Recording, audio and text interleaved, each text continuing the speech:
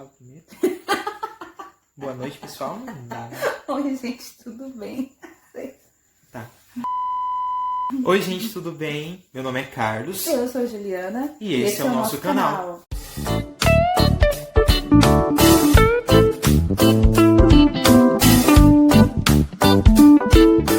Então, gente, no vídeo anterior nós contamos um pouco da nossa história, né? Fizemos aí a parte 1. Falamos como a gente começou a namorar, como a gente se conheceu e aquela coisa toda e tal. Muito legal, né? E hoje vamos para a parte 2 da nossa história. Nós queremos partilhar com você, né, como é que foi, falar pra vocês que quando a gente coloca Deus à frente, quando a gente fala, Senhor, que seja feita a tua vontade, Senhor que está na frente disso tudo, Senhor que comanda, realmente é Ele. Porque a gente fez tantos planos, eu e o Carlos, a gente fez tantos planos, e planos assim pra longo prazo, né? 2020, início de 2021 a gente casa, não sei o que, e fez tantos planos. E Deus falou, opa, a vontade de vocês não importa muito agora. Importa o que eu quero, porque o que eu quero é bom. A gente parou na parte quando eu retornei pra Manaus, depois de ter passado as férias aqui em julho.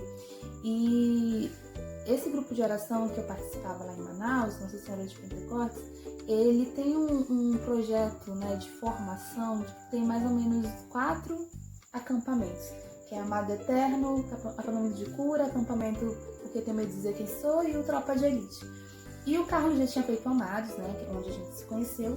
Então, ele decidiu, junto com a família dele, daqui de Porto Velho, para ele fazer o segundo acampamento Cura. Então, ele foi para Manaus, né? Foi para Manaus, para acampamento. E ele ficou lá quase 2 semanas ou 2 semanas. E lembrando que a gente sempre continuava rezando, a gente não parava de rezar, não só um instante, né? E Carlos voltou para Porto Velho depois do acampamento e eu vim para Porto Velho junto com o grupo de oração, porque lembra lá na parte 1 que a gente falou do padre que sentiu no coração em mandar jovens e tal? Então ele decidiu fazer o acampamento aqui em Porto Velho e nós viemos como missionários. Então dessa vez eu vim, mas não por causa do Carlos, não vai ficar com o Carlos, mas eu vim para servir. E a gente não teve contato assim de casal, de ter aquele momento, não. A gente estava como irmãos de igreja mesmo, servindo juntos, né, amor? E depois ele foi pro acampamento ele foi depois pra minha formatura, e ele vai contar pra vocês agora, senão ele vai falar que fala muito, né? E daí realmente, dessa vez que a Ju veio pra cá, da segunda vez que ela veio pra cá, foi para servir, realmente, né? Foram 3 dias servindo, né? A gente não teve aquela coisa de casal de sair, né? Nem nada disso.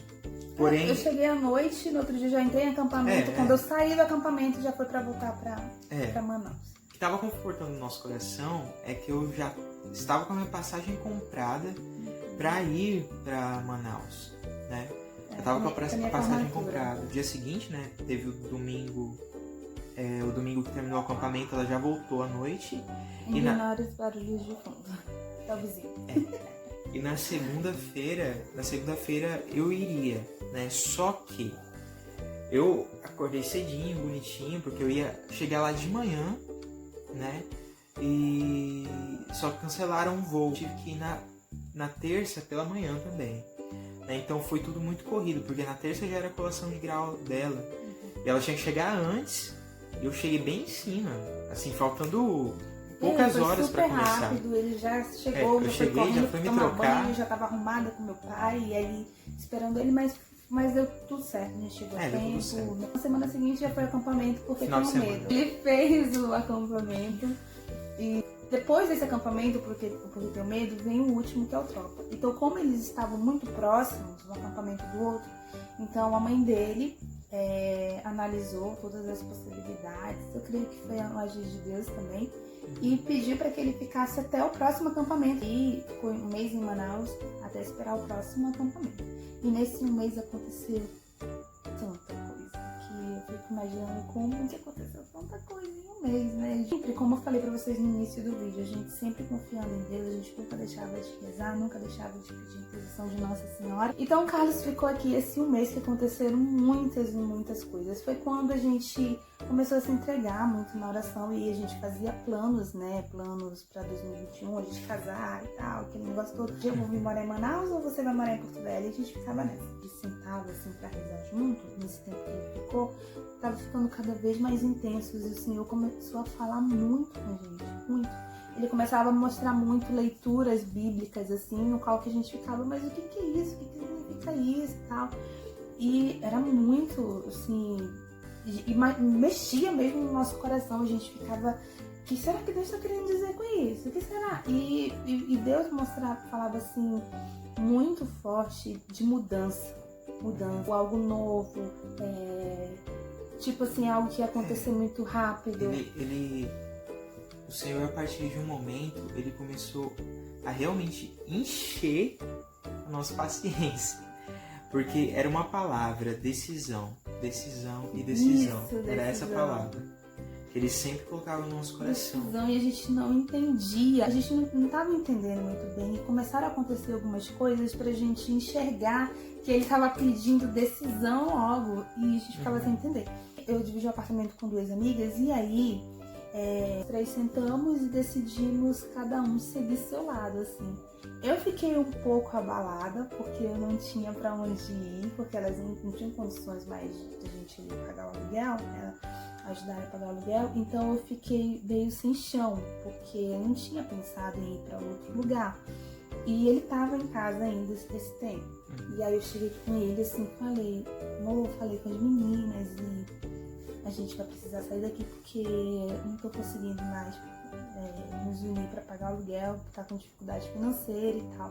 E ao mesmo tempo que eu falei aquilo, eu fiquei, meu Deus, agora? Eu vou ter que ir atrás de casa.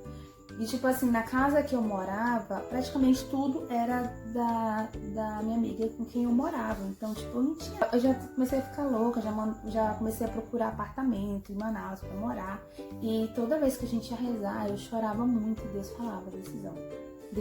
E aí foi num momento assim mesmo de oração que a gente sentiu. Eu pensava um pouco de uma maneira racional também, não só sentimental, espiritual, né? Porque muitas vezes as pessoas pegam e se confundem pensando que toda hora Deus vai falar com elas, né? Assim, de uma maneira clara, né? Muitas vezes a vontade do Senhor se dá pelas nossas próprias decisões. Então, por essa parte racional, e foi quando a gente pegou e conversou.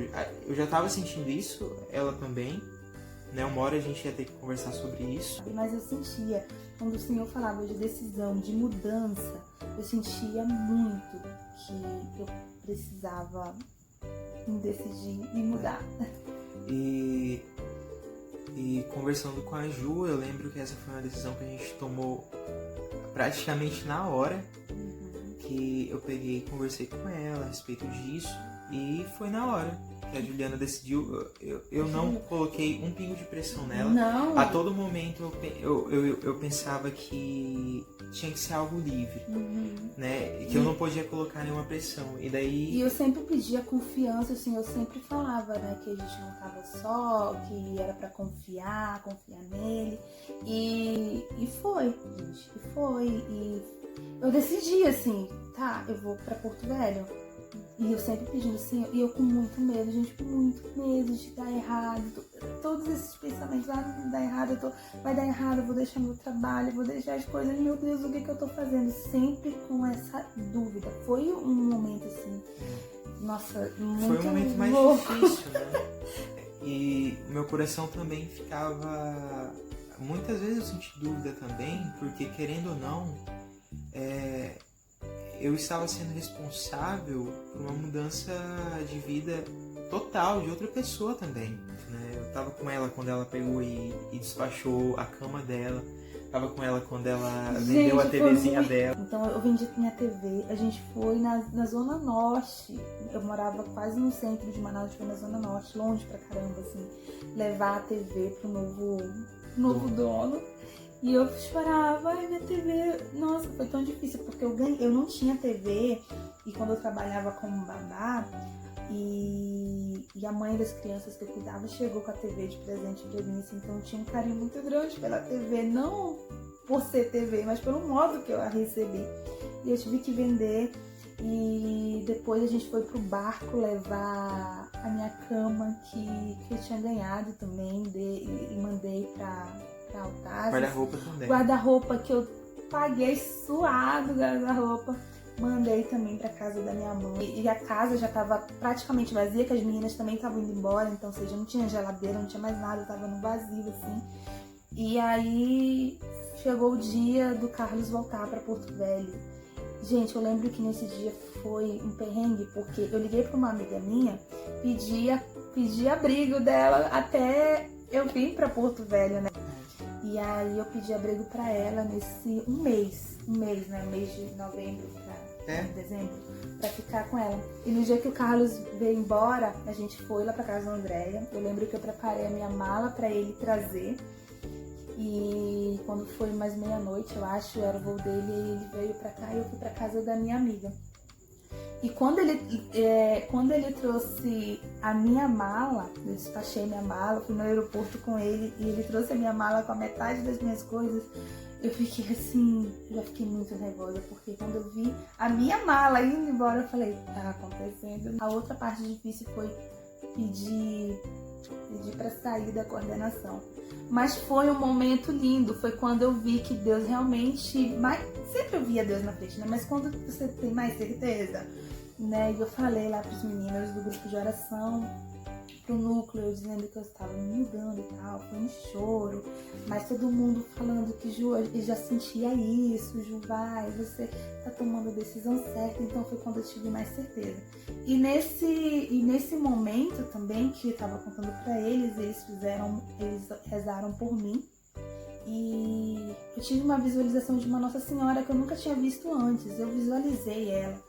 E no momento que eu estava tendo essa visualização, o Senhor falava no meu coração que ela era a esperança, que ela ia me guiar.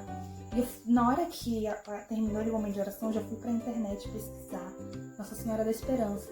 E quando eu vi, achei no Google a imagem igualzinha que eu tinha tido a visualização. Eu não conhecia Nossa Senhora da Esperança. Então foi aí que eu tive mais certeza de que Nossa Senhora da Esperança estava comigo, que era sempre para ter esperança e confiar que tudo ia dar certo. Muitas vezes a gente pensou até que a gente iria se separar, que tudo aquilo não iria valer a pena. Só que aí eu pedi as contas, gente. Quando eu pedi as contas,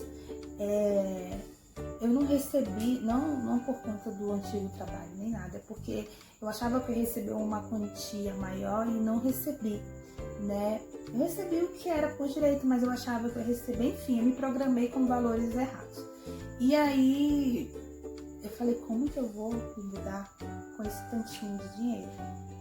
Aí eu entrei em desespero, já liguei pra ele, liguei chorando, desesperada. Eu não vou, eu pedi demissão do trabalho, agora já foi, eu não vou pra isso, não sei o quê. Eu tava quase decidida a não vir, tava quase decidida. E eu chorava, e ele sempre, meu Deus, com a paciência, esse menino, uma paciência, confia em Deus. Aí rezava, vamos rezar, e eu fazia o maior escândalo, que não, meu Deus, isso é loucura, isso não existe. E foi um momento assim, bem louco. Até que eu acho que a gente rezou e eu me acalmei. Eu lembro que eu peguei, e daí eu peguei e dei uma bronca nela, sabe? Porque, assim, na minha concepção, sabe? As dificuldades vêm, mas a gente não pode parar na dificuldade, senão a gente fica travado para sempre, né? Então, naquele momento ali, eu tinha que dar força para ela, né? Era o meu dever dar força para ela, era também meu futuro. E isso a gente à distância, eu não podia estar lá com ela, não podia dar um abraço nela, não podia dar conforto fisicamente. Eu ia na casa da minha amiga ali. Muitas vezes eu sentia angústia, né? Só que isso é algo que a gente tem que entregar, sabe? A nossa dor tem que ser entregado por algo bom, né? Ser entregado nas mãos de quem sabe fazer, né? Nossa Senhora, nas mãos de Jesus. Então, foi isso que a gente fez, né? Principalmente eu. Durante um tempo, a Ju ficou bloqueada, realmente. né? E eu sentia que eu tinha que fazer algo a respeito, eu fiz. Deus, assim, mais uma vez veio e confortou meu coração para ter calma, para ter paciência. E fui seguindo, então, a caminhada, né? Contei pra minha mãe, e a minha mãe, geralmente, ela tem reações bem...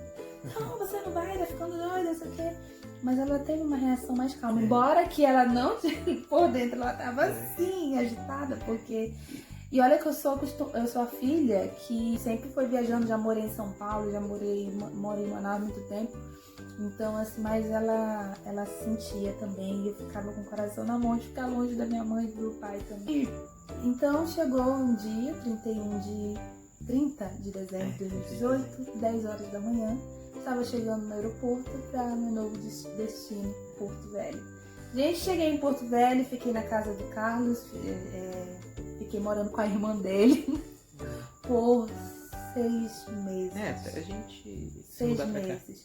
E assim, os planos eram eu chegar, procurar trabalho, começar a trabalhar, alugar uma casa, mobiliar e morar sozinha até a gente conseguir organizar a nossa vida e casar, né? Casar, mas isso programado para um ano e tal, mas eu ia estar morando sozinha. Porém, como eu falei, Deus que segue, Deus que manda, Deus que faz tudo, Deus foi mostrando outros caminhos pra gente. E é engraçado que as pessoas sentiam antes da gente, porque a mãe dele começou a falar: por que vocês não casam logo? Minha mãe, na verdade, nem surgiu de nós. Obviamente, a gente já estávamos planejando. Assim, não era pra agora, né? E minha mãe pegou e propôs pra gente, né? Minha mãe é uma pessoa muito inspirada por Deus. Ela propôs pra gente: por que vocês não se casam no civil? Né? Arranjam um lugar e vão arranjar as coisinhas de vocês, né? Assim, aí você para pensar: mas isso não é o certo esperar ela casar. Sim, é o certo, eu recomendo que a gente espere o religioso. Mas aí, tanto é que quando a gente viu que a gente ia casar primeiro logo no civil, a gente já quis logo o religioso na porta, porque a gente sabe o que é certo, principalmente a gente que tá ali efetivo na igreja e tal, na questão de servir, a questão de testemunho, então a gente sabia que precisava. E também, né, gente, a gente sabia que morando junto, mesmo casado no civil, a gente tinha algumas coisas que a gente ia ter que abrir mão, comunhão, né, e serviço. Então, Deus o livre. Deus em primeiro lugar, comunhão em primeiro lugar, e eu não acho que eu não suportaria ficar tanto tempo sem comungar ou algo do tipo, né? Mas assim, as coisas foram acontecendo e quando eu estava fazendo 1 mês e alguma coisa aqui em Porto Velho, 1 mês e meio, eu consegui trabalho. As coisas começaram a melhorar. O Carlos começou a trabalhar também com o pai dele, então a gente já tinha ali um dinheirinho para começar. A gente foi amadurecendo essa ideia de casar e tal, mas quando foi em março de 2019, dia 17 de março, ele me pediu em casamento.